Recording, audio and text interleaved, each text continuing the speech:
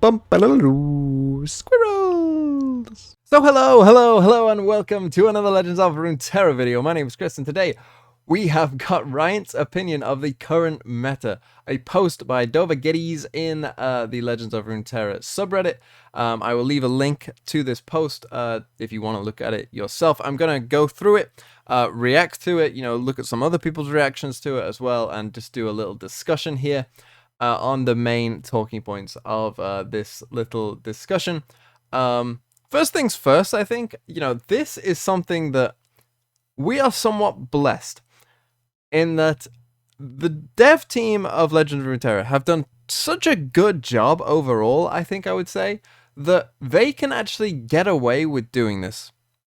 In most games, I'm sure you can think of many games off the top of your head, if someone from the dev team, they made a Reddit post about their opinion being different to, the majority of the player base, that would not go down particularly well. And there would be a lot of,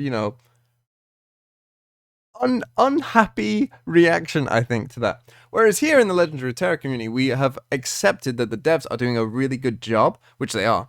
And so we'll give them some leeway. You can afford to do this, Dovagetties, because you've done a good job, which, good for you.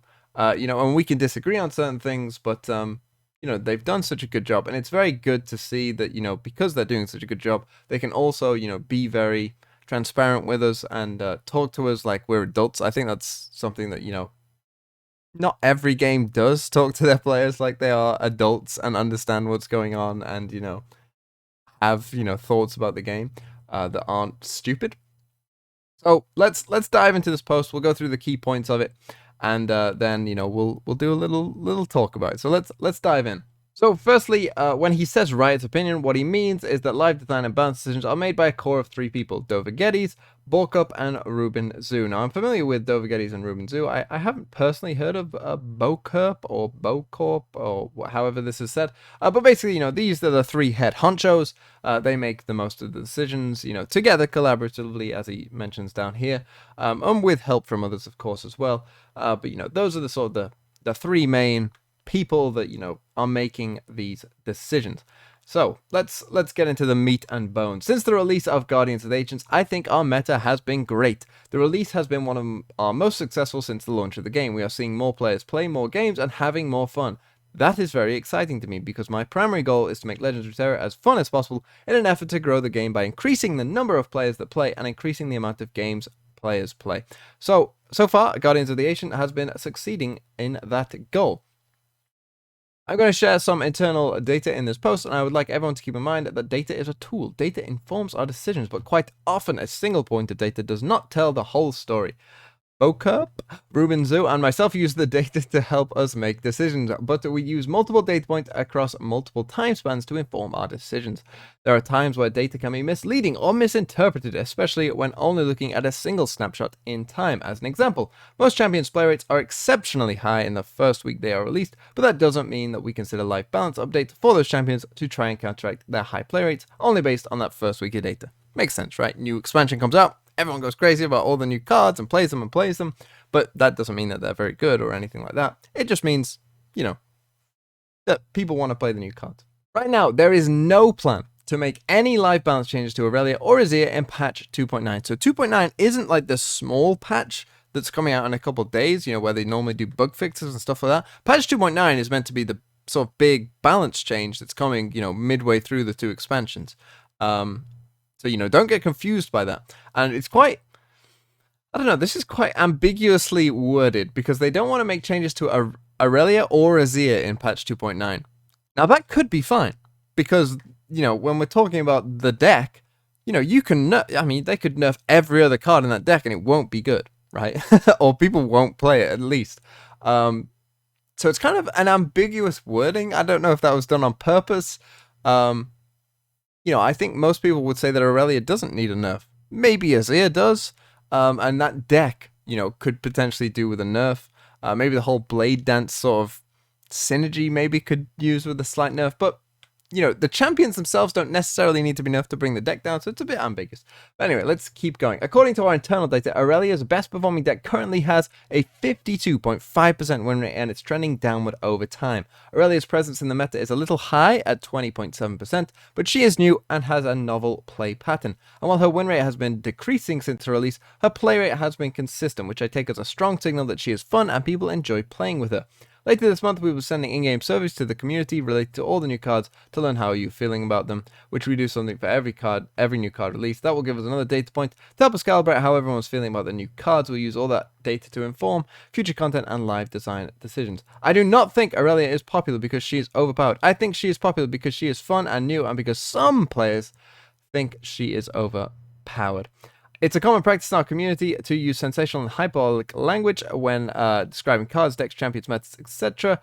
I don't think there's anything wrong with that practice, but I do think it makes discussions like this one harder when the community calls a deck with a 52% win rate overpowered and a deck with a 49% win rate C tier, unplayable, or trash. There are champions on our game that have decks with over 50% win rate that this subreddit repeatedly dismisses as unplayable. So that's kind of the main meat and bones. There is more to the post going in, sort of like talking about all the different champions that have, a win rate above 50% or higher in the game. And then, if you bring it to 49%, you add some more.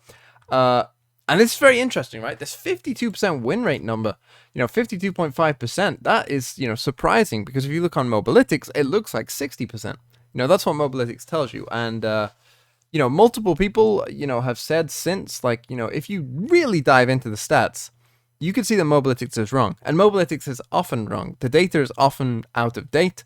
It is never a true representation of what's going on. The data points are perhaps a bit skewed. If you use all ranks instead of, some ranks, it could be very difficult to see. If you only use like master ranks, it can be too small. There's a lot of problems with Mobalytics win rate discussion. So this number has caught a lot of people off guard, but I'll believe it. I don't see why you would necessarily lie about this, but I will believe it. But before I go into my opinions, let's quickly look at some of the reaction from Godwhy himself. So Godwhy himself has made a little Twitter thread.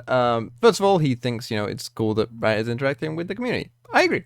And then let's dive into his sort of suggestions. Irelia has a whopping 20% representation in the metagame. This number is insanely high, and in case you're wondering, the reason why its win rate is lowered because the metagame revolves around this deck and countering it as best as you can. The deck forces you to play on the defense from the get-go, and the Blade Dance has made back row engines such as Azir incredibly menacing, as he is super hard to remove. The win rate statistic is applied to all ranks, by the way. I'd love to see the numbers for Masters, since I've seen skill players go on insane win streaks with this archetype. All this doesn't even take into account how horrible it feels when you're playing versus the deck, because you're purely reacting regardless of what your deck is really.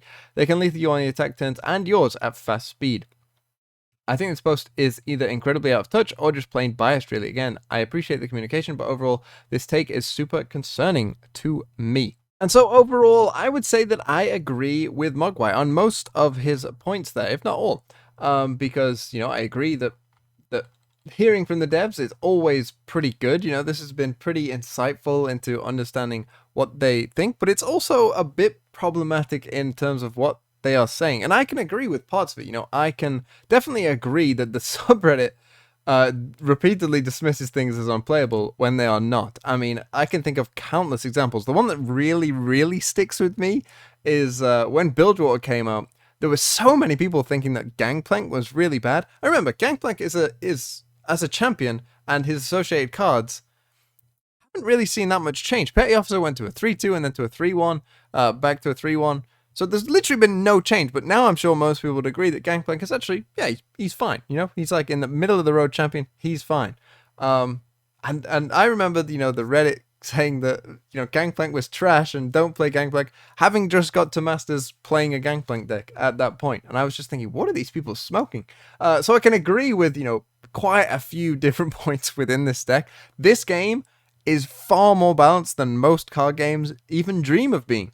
We can even look at like a 20% play rate for sort of your top deck or whatever would be considered low in other card games. But in Runeterra, this is considered extremely high, which again just shows sort of the health of the meta of the game. This is like what in general what they have done with this game is mind-boggling.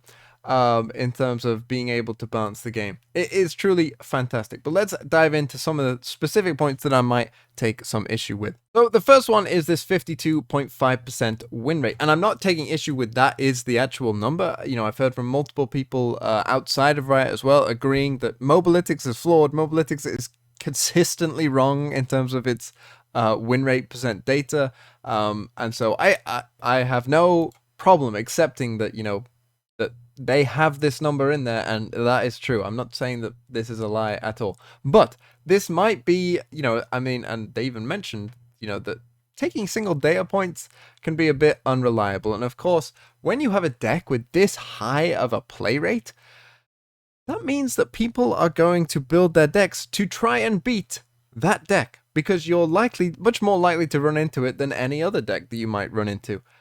So that's going to decrease the win rate of that deck, because everyone else is playing decks that try to counter that deck. So, you know, this 52.5% win rate, I think, you know, can sort of be pushed aside a bit. Like, that's not the problem, and win rate isn't always the problem. We've seen this at other times as well, and I'm about to give you a pretty good example.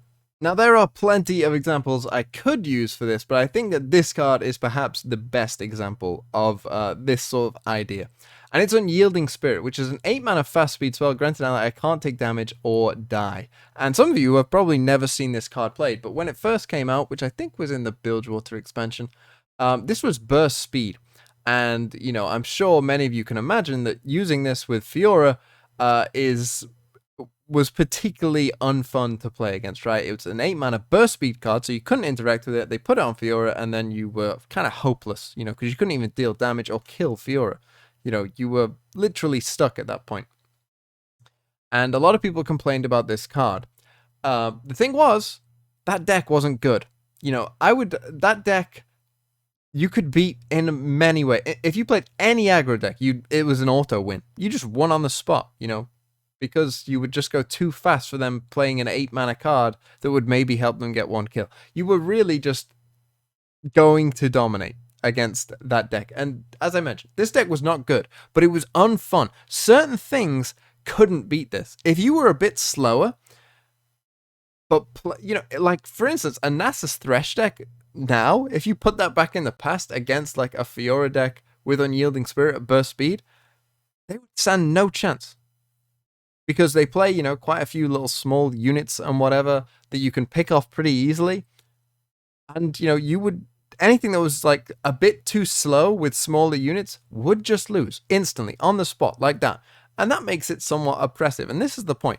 A deck doesn't need to have a high win rate to be oppressive. You know, Trundle Lysandra Control is oppressive. It's, you know, by most people's opinion, probably a tier 2 deck at best, but it's oppressive to any deck. Any other control deck, it oppresses, because other control decks can't beat it. Because, you know, they'll just obliterate your deck with the Watcher given enough time. And, you know, you can't go fast enough to stop them from doing that. And, you know, you would need a lot of different ways to remove the Watcher to be able to, you know, you'd spend so much resources in removing the Watcher that you'd also just lose.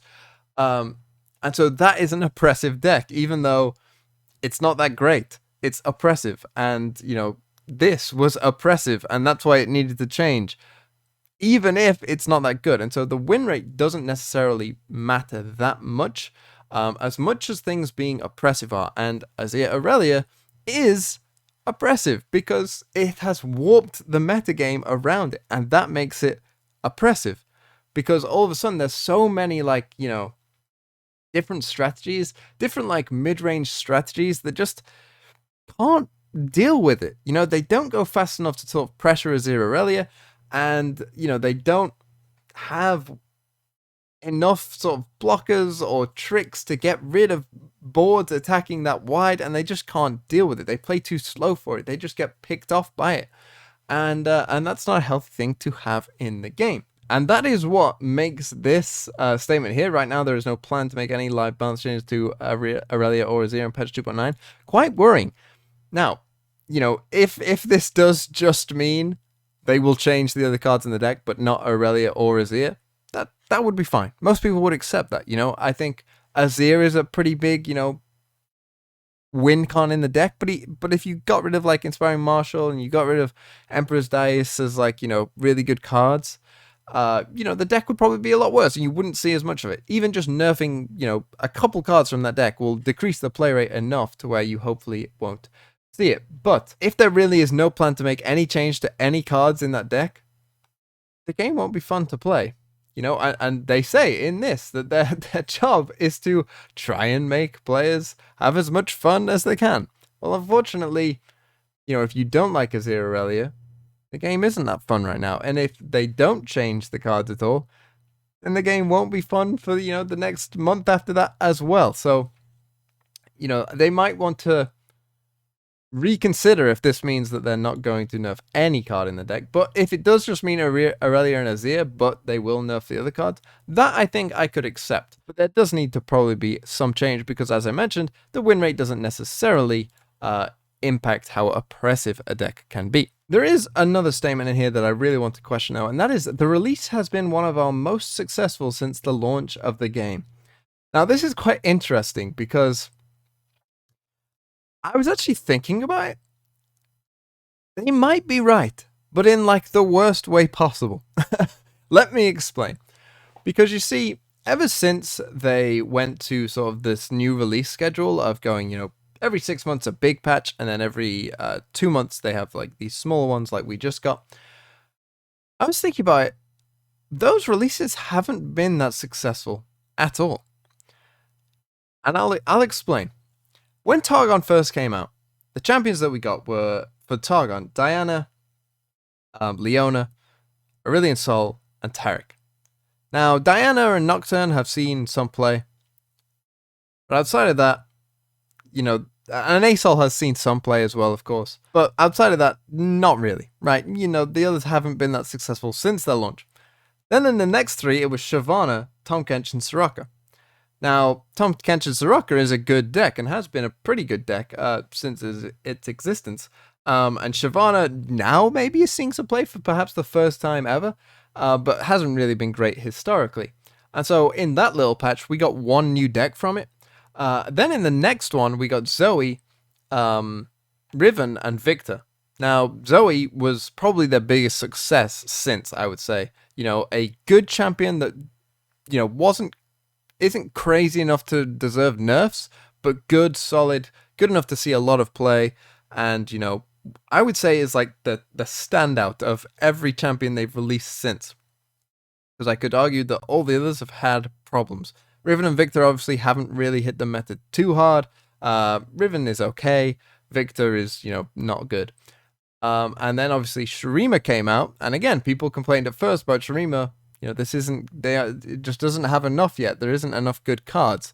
And then we have this release, which has seen Irelia, who you could claim is a success, I guess. I would probably say that Irelia on her own probably is a success. I don't have a problem with Irelia necessarily on her own. I think I have a problem with the deck more than I do Irelia. But then you've got Zilean and Malphite, and this to me is the big thing. That in all of these expansions, particularly the smaller ones, we at most have had one, you know, champion that's come in straight away and been decent. At most one. You know, okay, Tahm Soraka kind of went together and created one deck that only worked together. But that's all we seem to get every single time. That's the problem here. That is why this release, I would say, is not a success. Because Zilean and Malphite aren't good. Now, Zilean, I'm still holding out hope for that he can become good, because I'm pretty sure he's meant to synergize with the next P&Z Piltover and Zorn champion that is coming out in the next little expansion. So maybe that will, you know, save Zilean. But Malphite isn't good. Malphite just is bad. And, you know, I looked at Malphite for the first time and I thought he was bad. And he is. And that's how it goes. And Malphite needs buffs, significant buffs, I would say. And, you know, as we go back, as I just mentioned, cards like Victor have never seen competitive play. That's a problem. Surely they view that as a problem. And all of this just sort of, goes hand in hand with just saying that these releases haven't been great. So maybe this has been one of the most successful releases since the launch of the game. But to me, the big problem is not necessarily the Irelias of the world, but it's the Malphites of the world. We need to have these mini expansions to have 3 champions that make an impact, that change things, that really shake things up. Because let's face it, we've got Irelia Azir as the new sort of deck, that's come about since this expansion. But the next best deck is Nasus Thresh, and the next one after that is Ezreal Draven, and, perhaps discard aggro after that, or Trundle Lysandra Control. Like, all of those other decks have been in existence for a while now. And so I just feel like I would rather than push things and bring them back a month later. Give us a month of things being really different. Imagine if Malphite was, in a deck as good as Irelia Azir. Imagine if imagine if Zillion was in a deck that was as good as that as well. It'd be fresh, it'd be new, it'd be exciting. But instead, we seem to get these watered down champions. Maybe one is good, and it just leaves everything a bit too stale to where we feel like we maybe didn't get a full expansion. Like, it felt like things didn't really change that much.